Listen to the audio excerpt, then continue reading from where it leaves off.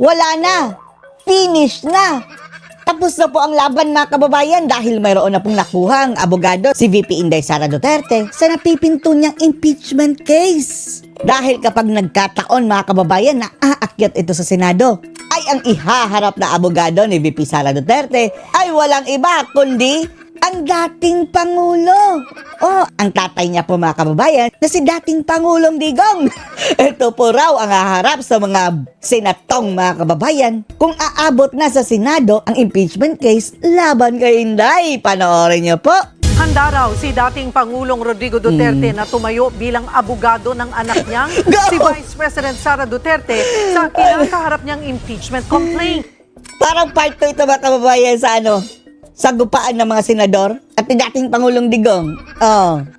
Sinabi ito mismo ng bise na ipinagkibit Si Sara. balikat lang ang mga kinakaharap na kontrobersya. Dito Wapa na kay si natanong Sara. ang bise sa mga kaliwat kanang isyong kinakaharap niya. Kabilang na ang pagbaba ng kanyang trust at approval ratings. Pero anong sabi ng dating Pangulong Duterte about sa rating? 92 daw kay Sara Duterte mga kababayan. Sinabi yan ni Pangulong Digong sa kanyang speech. O malamang mga kababayan, nagsagawa sila ng kanilang independent survey. 92 daw ang, ewan na natin, baka approval at trust rating yun ni Sara Duterte. Samantalang yung iba daw mga kababayan, yung iba siguro ni Romualdez at ni BBM, 12. O, sinabi po yan mismo ni dating Pangulong Duterte. Sa pinakahuling survey ng Pulse Asia. Magpadayon gihapon ang amo ang opisina Oh, tuloy-tuloy pa rin ang aming opisina, sabi ni VP sa Sara. the Vice President and of course ako At of course, siya as Vice President, tuloy-tuloy lang. pagserbisyo sa ato ang Tuloy ang serbisyo mga kababayan sa ating ug, mga kababayan. paniguraduhon namo At sisiguraduhin niya mga kababayan, amo pang mas pakusgon ang amo napapalakasin pa niya ang mga proyekto para sa ato ang mga kaigsuunang Pilipino. ang mga proyekto para sa ating mga kapatid ng mga Pilipino. Sa kabila ng dagok mga kababayan na nangyayari sa kanya Ting ngayon. naman sa tatlong impeachment complaint na inihain laban sa kanya ng Kamara, tiniyak ni VP Sara na nakahanda ang kanyang legal team. Handa na Nagpresenta kami. nga rin daw ang ama niyang si dating Pangulong Digong Oh. na maging isa sa kanyang mga abogado. She'll be one of the lawyers for all the Marami palang lawyers mga kababayan. Di ba panel yan of lawyers? Isa doon, si dating Pangulong Duterte. At natatandaan niyo mga kababayan, nag-offer na rin si Marcoleta ng kanyang services mga kababayan. Bagamat sabi ni Sara, na-touch daw siya mga kababayan, pero in respect na lang din daw mga kababayan sa kanyang pagiging congressman, focus na lang daw si Marcoleta doon, lalong-lalo na't nangangampanya din siya sa paparating na eleksyon. At isa pa, currently, isa din siyang kongresista. cases mo yang ginaingon and he's preparing At si dating Pangulong Digong mga kababayan, private lawyer na ngayon mga kababayan ha, civilian. his documents karon sa IBP so that he can sign as a lawyer of good standing. Lawyer Muli rin of siyang good nanindigan standing. na wala siyang nilabag na batas at walang ginagawang illegal sa paggasto sa confidential funds ng Department of Education at ng Office of the Vice President. Yun nga pati COA mga kababayan, hindi nga siya kinasuhan. Na-cleared na po siya mga kababayan doon sa kanyang confidential fund. Siyempre sa makita nato karon na Sa nakikita natin ngayon, sabi ni wala Sara, na may rule of law. wala ng rule of law. So pag naang kaso, amo alang gihapon ato bangon. Pero kung nandyan ang kaso, haharapin pa rin namin. Lights on, lights off. Off, lights off, lights off. Anong tanong yan, media? Hala, bakit may umiihi doon sa likod? Ano ginagawa mo dyan? Nagbabantay lang mga kababayan. Baka mayroong palaka na biglang tatalon dyan. Kukak, kukak, kukak, kukak.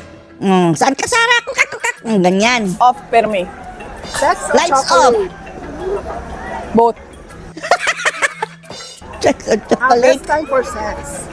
Uy, bastos na medyang ito mga kababayan on News 5. Bakit ganyan ang pinagtatanong nyo?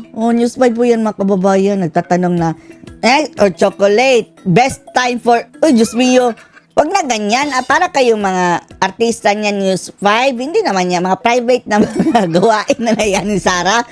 Privacy na nila yan. Si Tulfo, tanungin mo ganyan. Yung mga pabida mga kababayan, artista, topics. Grabe po na yung ano. Oh, sabi ni Sarah, grabe naman kayo. Or, before sleep, Oh. Metro Davao, Metro Manila o Davao City. Davao City, of course. Oh, Davao Most City. beautiful place in the Philippines. Davao City na. Para sa kanya. Mahirap yan na. Pwede 5. 5. Okay, sige. Bicol Region. Wow! Oh, Lutang. Ano ni Lutang mga kababayan? Baluarte.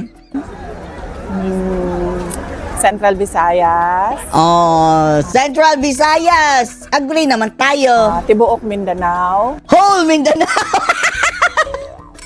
So, paano na yung Ilocos? Eastern Visayas. Eastern Visayas. Western Visayas. Western Northern Visayas. Luzon. Central Luzon. Calabarzon. Lahat Tapos, na. buong Pilipinas. Halin natin ang Pilipinas. Oh, kaya nga, dahil kapag nagsisilbi ka, national figure ka mga kababayan, wala nang best ayo. Dahil lahat dapat ng lugar sa Pilipinas ay tutulungan mo. True love or world peace? World peace. World peace, What is politician love, eh. VP? Love, what is love? Sino ba yung nagtatanong dyan sa News 5? Love is giving yourself unconditionally to others. Ganda o Oh, talino?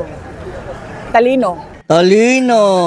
Obviously mga kababayan, yung nagtatanong dyan akla, walang ganda, wala din talino, What sigurado. makes you blush? Wala ring asal. Ikaw, Oo. you make me blush. Oh, dahil nagtatanong ka ng mga pilit na pilit mga kababayan na feeling buy-abunda. Taong hinahanap mo after the long tiring day. Mga anak. Mga anak. Mga anak. DepEd or OVP? Oh, Both. DepEd and OVP. Mayor or Pwede na tayo maging politician mga Vice kababayan. President? Both. Oh. Pero mas malapit sa kanya ang pagiging mayor mga kababayan. Hindi nila inaambisyon na national eh. Yan si Sarah? No. Mas mahal niya ang Davao City mga kababayan. Kaya tayo ang may utang na loob mga kababayan kung tatakbo sila sa national. Yung pagkabise, pagka-presidente. Hindi nila yan kailangan. Oh, tayo ang kailangan yan. Na dapat sila ang maiupo dahil gusto natin ng good governance. Kaya tulungan po natin mga kababayan. Huwag nating iwan. Mayor and Vice President. Pwede man duha. Oh. One thing you are not good at. Ano? And one thing you are not good at. Computers. Computer. Sexiest man in the Philippines. Ano daw? Sexiest man in the Philippines. Sexiest man in the Philippines. Anong tanong yan? Unsay sexy Husband. gani? Kana Yung husband niya, para sa kanya. ang Oh. gwapong lawas? Si PRD. Favorite politician? Day Sara Duterte. Oh. Bakit na tayo lalayo? Andito na ako. Oo, hindi. Maarte ba si VP Sara? Of course not. No. Depende. Kapag ang kasamahan niya mga kababayan, mga kurakot, yung mga kurap, talagang aartihan niya ni Sarah. Tatarayan niya yan. Kaya umayos kayo Describe dyan. yourself in 3 words. Describe yourselves in 3 resilient. words. Resilient, Brave brave, and with a good sense of humor. wow! Oh. National VP. Oh. Mahabang By the pila way ng po mga namamasko kababayan, sa pamilya hindi po ito ayuda mga kababayan ha. Baka napagkamalan nyo itong ayuda. Pamasko. Pamasko yan mga kababayan. Around 40 to 50,000 na mga kababayan ang nabigyan. At hindi lang ngayon ha. Nagbibigay sila mga kababayan. Simulat sa poll pa lang. Duterte ang dinatna ng News 5 kaninang madaling Years araw. and years na nila Ang yung ilan ginagawa nga sa mga kababayan. kanila, sa kalsada na sinalubong ang Pasko. Sinan Dahil lahat mga kababayan, basta't nandun ka lang, isang beses lang. Kahit buong pamilya mo, papipilahin mo. Tapos mayroong pera, 150 daw yun na pamasahe, plus gift check mga kababayan ha. Ewan na natin kung magkano, 1 or 2,000. Tapos mayroong grocery pack pa. Nailulita, nakatulog na sa gilid ng kalsada habang nakapila. Alauna pa lang daw ng madaling araw. Hindi naman na pumila sila na siya. pinipilit ha. Nasanay na sila mga kababayan dahil nagiging tradisyon na rin nila mga kababayan eh. Wala namang nagsabi sa kanila mga kababayan, pumila kayo dyan ng hating gabi. Dahil supposedly mga kababayan ay 6 a.m. ang umpisa. Tapos dahil marami nang pumila, 4 a.m. mga kababayan, dumating na yung mga mga regalo. Ang Duterte, pinaskuhan ni Mayor ni President ni Rodrigo Duterte.